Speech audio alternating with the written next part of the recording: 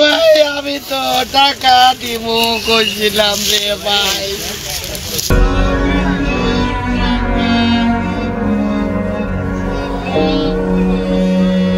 এত নির্মম নির্যাতন এবং নৃশংস ঘটনার কারণে নাসিদের আমি মৃত লাশটি পর্যন্ত দেখতে যাইনি।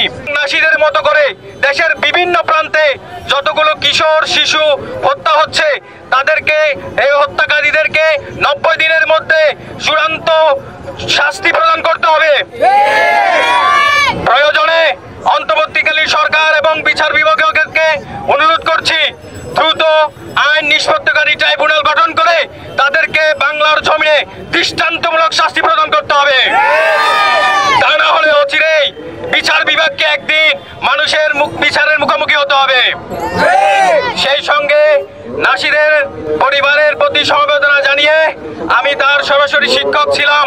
নাসিদ বন্যার পরবর্তী সময় থেকে আমার কাছে প্রাইভেট পড়তো এবং এত নির্মম নির্যাতন এবং নৃশংস ঘটনার কারণে নাসিদের আমি মৃত লাশটি পর্যন্ত দেখতে যাইনি। কারণ তার হৃদয়ের যে রক্তক্ষরণ হয়েছে, এই কখনো মায়াবী নদীতে রুক্ষতার চর পড়বে না।